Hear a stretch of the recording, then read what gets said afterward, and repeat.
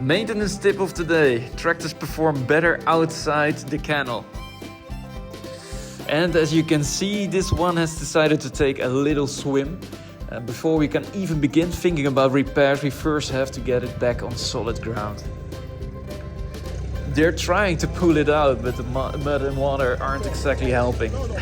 Once it's finally out, I will give it a quick check and try to start it, just to see how bad the water damage really is.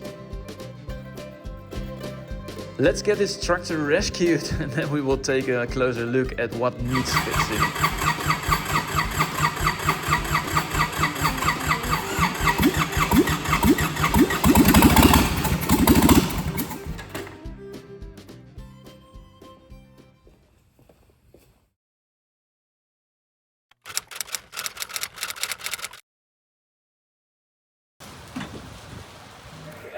This week we have something special. It was not planned.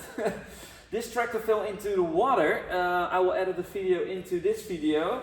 So it was completely under the water and we will try to fix it and just hope the water didn't get into the engine when it was still running. That's water, guys.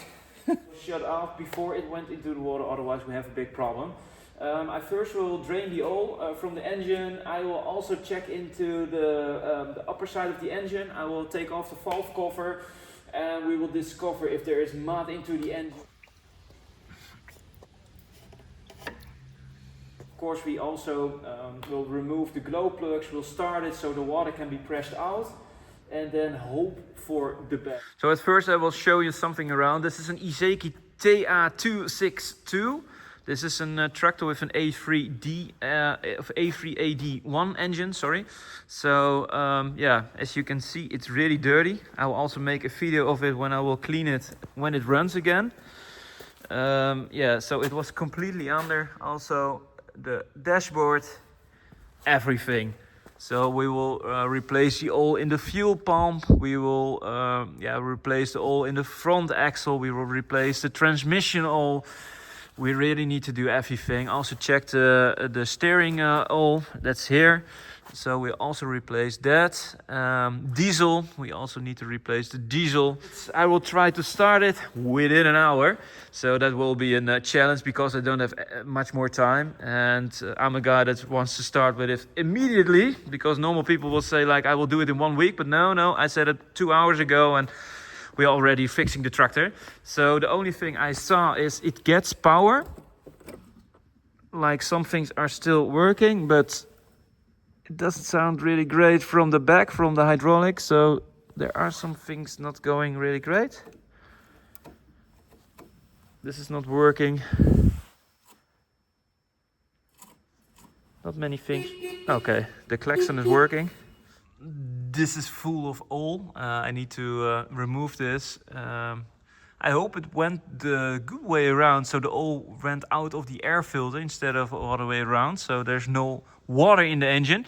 So now I'm relocating it because it's giving a lot of dirt.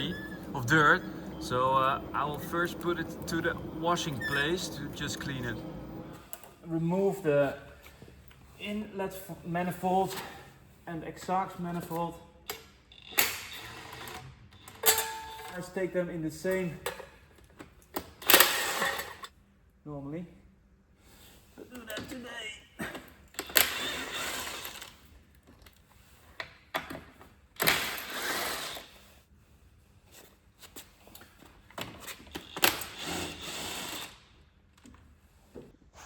So by removing the inlet and exhaust manifold, I also removed the steering rack of the steering rack, or the steering column axle, and I could reach out for the bolt on the right. So I'm taking off the inlet manifold, and as you can see, water's running out. Really important before you start to take off the inlet manifold, otherwise it would be catastrophic and the engine would suck on the water what was still in there. So I will remove it now.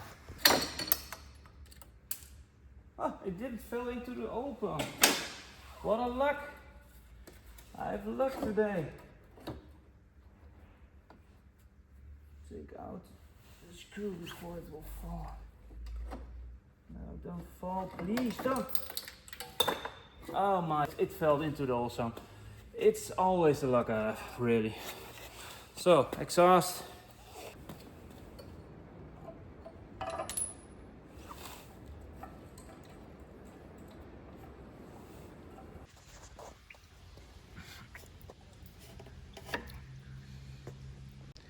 So for now I've removed one injector and made a little mistake. The hole is there. So yeah, there was a lot of pressure behind it. I will not show you my clothing. This injector, the second one, I need to remove, and then the third one. Then we can just pull out the water and hope the engine doesn't have any damage.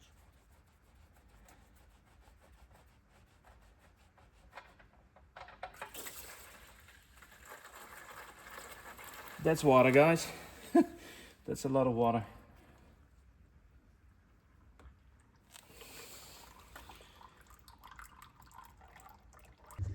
So now we're gonna run it over.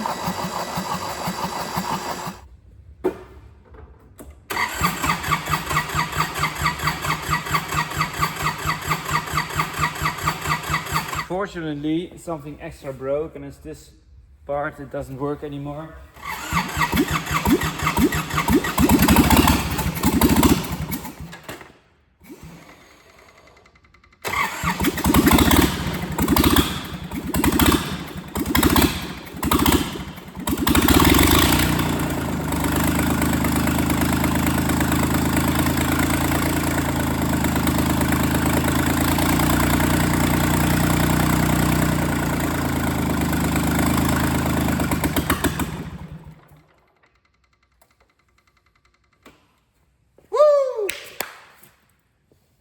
It works again.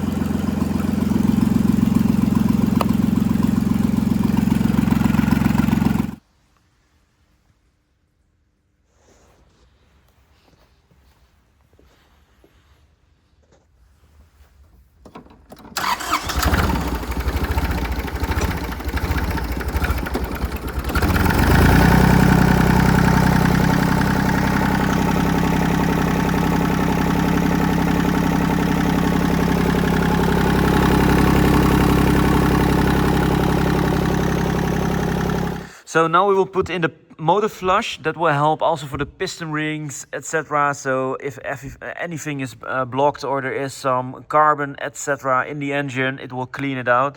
So I will run this for like 10 minutes. I will not put in the whole bottle. I will put in 50% because there's not so much oil in this engine. Normally that's for 4 to 6 liters, and I think here is in around 3.5 liters. So I will fill this in, and then I will let it run for 10 minutes. Now I will let it run with the flush inside the engine, and we will drain the oil again in like 10 minutes.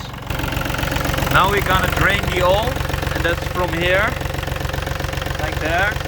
So we can see if there's water in the front axle, and also just drain the oil. So I kept it running for 10 minutes or 12-13 minutes, and now we can drain the oil, fill in the correct oil, and then it should all be okay again.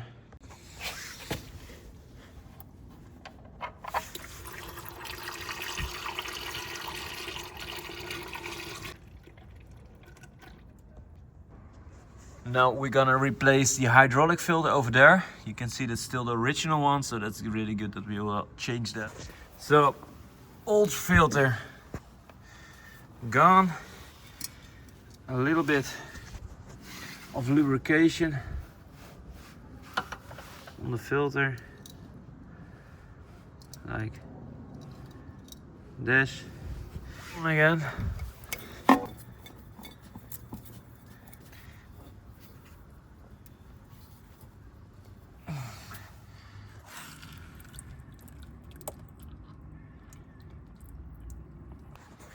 Now we're gonna fill a little bit of oil here, and then we are done.